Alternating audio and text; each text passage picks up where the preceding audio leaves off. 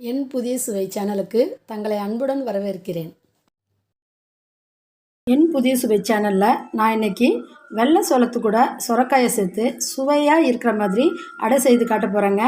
வெள்ளை சோளத்துலன்னு பார்த்தீங்கன்னா நார்ச்சத்து, அயன், மெக்னீசியம்னு நிறைய சத்துக்கள் இருக்குங்க. வெயிட் லாஸ் பண்ணணும்னு நினைக்கிறவங்க கண்டிப்பாக இந்த அடையை அடிக்கடி செய்து சாப்பிடுங்க.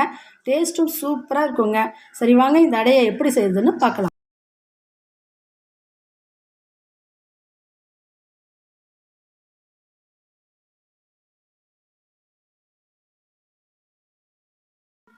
சோள அடை செய்கிறதுக்கு நான் 200 கிராம் வெள்ளை சோளத்தையும் 100 கிராம் கடலைப்பருப்பையும் நல்லா கழுவிட்டு ஒரு 5 மணி நேரத்துக்கு முன்னாடி ஊற வச்சு வச்சுருக்கேங்க. இப்போ இதை நாம் மிக்ஸி ஜாரில் சேர்த்துப்போம். இது கூடவே ஒரு 5 காஞ்ச மிளகா, ஒரு ஸ்பூன் பெருஞ்சீரகம், ஒரு 10-12 பூண்டு தோலோடையே சேர்த்துக்குங்க. கடைசியாக அடைக்கு தேவையான அளவுக்கு உப்பு சேர்த்துட்டு கொஞ்சமாக தண்ணி சேர்த்து நல்லா கொஞ்சம் கொரகொரப்பாக இருக்க மாதிரி நல்லா கெட்டியாக அரைச்சி எடுத்துகிட்டு வந்துடலாம்.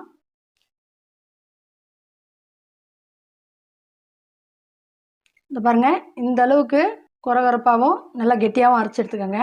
ஏன்னா நம்ம அடை தட்ட போகிறோம் இல்லைங்களா, அதனால் நல்லா கெட்டியாக இருக்கணுங்க. அதனால் தண்ணி அதிகம் சேர்த்துறாதீங்க. கொஞ்சமாக தண்ணி சேர்த்து நல்லா கெட்டியாக அரைச்சி எடுத்துகிட்டு வந்துடுங்க. இப்போ அடைக்கு தேவையான வெங்காயம், சுரக்காய் இதெல்லாம் வதக்கி எடுத்துப்போம். வானல் சூடானதும் ஒரு 4 ஸ்பூனுக்கு எண்ணெய் ஊற்றிப்போம். எண்ணெய் காஞ்சதும் ஒரு பெரிய வெங்காயத்தை இந்த மாதிரி பொடியாக நறுக்கி வச்சுருக்கேன், அதை எண்ணெயில் சேர்த்துக்கலாம். வெங்காயம் சேர்த்ததும் ஒரு 2 நிமிஷத்துக்கு நல்லா வதக்கி விட்டுக்குங்க.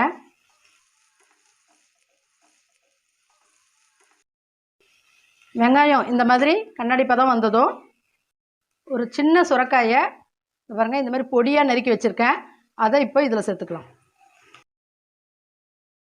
சுரக்காய் கொஞ்சம் நல்லா வதங்கணுங்க. அதனால் ஒரு 2 நிமிஷத்துக்கு மேலேயே கூட நல்லா வதக்கி விட்டுக்குங்க. சுரக்காய் நீர்க்காயின்றது நம்ம எல்லாருக்குமே தெரியும். வெயிட் லாஸில் இருக்கவங்க கூட சுரக்காயை பயன்படுத்தி அடை செஞ்சு தாராளமாக சாப்பிட்லாங்க. உடம்புக்கு ரொம்ப நல்லது. இந்த பாருங்கள், சுரக்காய் நல்லா வதங்கியிருக்கு. இந்த மாதிரி சுரக்காய் நல்லா வதங்கின உடனே ஒரு 1/4 ஸ்பூனுக்கு ஜீரகம், 4-5 கருவேப்பிலை தழையை கிள்ளி போட்டுக்கோங்க. அடுத்ததாக கொஞ்சமாக புதினா தழையும் போட்டுட்டு 1/4 ஸ்பூன் மஞ்சள் பொடியும் சேர்த்து ஒரு முறை கிளறி விட்டுக்கோங்க. புதினாவெல்லாம் போட்டு லைட்டாக கிளறி விட்டதும் ஸ்டவ் ஆஃப் பண்ணிவிடுங்க. இதில் ஒரு 4 டேபிள் ஸ்பூன் தேங்காய் துருவல், கொஞ்சமாக பொடியாக நறுக்கின கொத்தமல்லி தழை, ஒரு சிட்டிகை ஓமம், கடைசியாக ஒரு 2 சிட்டிகை போல் பெருங்காயத்தூளையும் சேர்த்து ஒரு முறை கிளறி விட்டுக்கோங்க. தேங்காய், கொத்தமல்லி, பெருங்காயத்தூளுக்கலாங்க இந்த வானலோட சூடே போதும், அதுலேயே நல்லா வதங்கிடுங்க. இப்போ இதை நம்ம அரைச்சி வச்சுருக்கோம் இல்லைங்களா சோள மாவு, அதில் சேர்த்துக்கலாம். இப்போ இது எல்லாத்தையும் சேர்த்து நல்லா பிசைஞ்சு விட்டுக்கோங்க.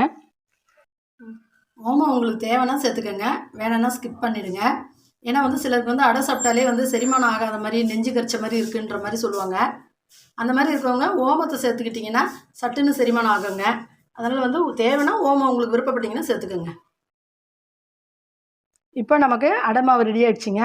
உங்களுக்கு அடை எந்த அளவுக்கு பெருசாக வேணுமோ அதுக்கேற்ற மாதிரி மாவு எடுத்துக்கோங்க. இப்போ இதை தோசைக்கல்லில் அடையை தட்டி எடுத்துக்கலாம். இந்த மாதிரி லைட்டாக அப்படியே மெதுவாக ப்ரெஸ் பண்ணி அப்படியே தட்டி விட்டுக்கோங்க. கையில் மாவு ஒட்டாமல் இருக்கிறதுக்குங்க கையை நல்லா பச்சை தண்ணியில் நனைச்சிட்டு அதுக்கப்புறம் தட்டுங்க. கையில் மாவு ஒட்டாதுங்க. நீங்கள் வாழை இலையில் தட்டி கூட நீங்கள் தவாவில் போட்டுக்கலாம். எனக்கிட்ட வாழை இலை இல்லை இன்றைக்கி, அதனால் நான் அப்படியே செய்கிறேன். தவாவில் தட்டும் போது பார்த்து தட்டுங்க, கையை ஏதாவது சுட்டுக்க போகிறீங்க. இப்போ பாருங்கள், நான் தட்டியிருக்கேன் பாருங்கள். இந்த மாதிரி அதிகமாக கனமும் இல்லாமல் மெலிசம் இல்லாத அளவுக்கு தட்டிக்கோங்க. இப்போ இதை சுற்றி ஒரு ஸ்பூனுக்கு எண்ணெயை ஊற்றிப்போம். மீடியம் ஃப்ளேம்லேயே வைங்க, ஸ்டவ்வை ஹையில் வைக்காதீங்க. ஏன்னா மீடியம் ஃப்ளேமில் வச்சு எடுத்தோம்னா அடை நல்லா வெந்து நமக்கு நல்லா முறுமுறுன்னு இருக்கும், சாப்பிட்றதுக்கும் நல்லா டேஸ்ட்டாக இருக்குங்க.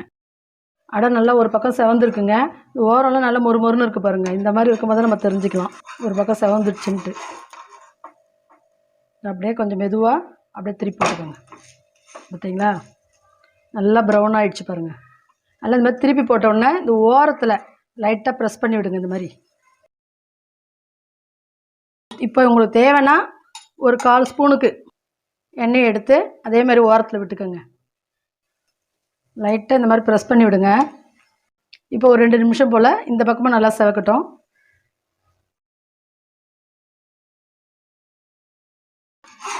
பாருங்கள், நல்லா 2 பக்கமும் நல்லா செவந்து நல்லா இருக்குது பாருங்கள். மொறுன்னு வந்துடுச்சு பாருங்கள் அடை. அப்படி உங்களுக்கு திருப்பி போடும்போது செவக்காத மாதிரி தோணுச்சுன்னா இன்னும் ஒரு 2 நிமிஷத்துக்கு வேக வச்சு எடுத்துக்கோங்க. இப்போ இதை ஒரு பிளேட்டில் மாற்றிப்போம். இப்போ நம்மளுடைய சுவையான சோள அடை ரெடி ஆகிடுச்சிங்க. இதுக்கு சைட் டிஷ்ஷாக பார்த்தீங்கன்னா நல்லா காரசாரமாக தேங்காய் சட்னி, தக்காளி சட்னி இதெல்லாம் செய்து வச்சு சாப்பிட்டோன்னு வச்சுக்கோங்களேன், அவ்வளோ சூப்பராக இருக்குங்க. இந்த அடையை நீங்கள் வீட்டில் செய்து பார்த்துட்டு உங்களுக்கு இந்த டேஸ்ட்டு பிடிச்சிருந்தா இந்த வீடியோவை நீங்கள் லைக் பண்ணுங்கள், ஷேர் பண்ணுங்கள். நம்ம சேனலை மறக்காமல் சப்ஸ்கிரைப் பண்ணிக்கோங்க. இது மாதிரி ஒரு நல்ல ரெசிபியோட அடுத்த வீடியோவில் நம்ம சந்திக்கலாம்.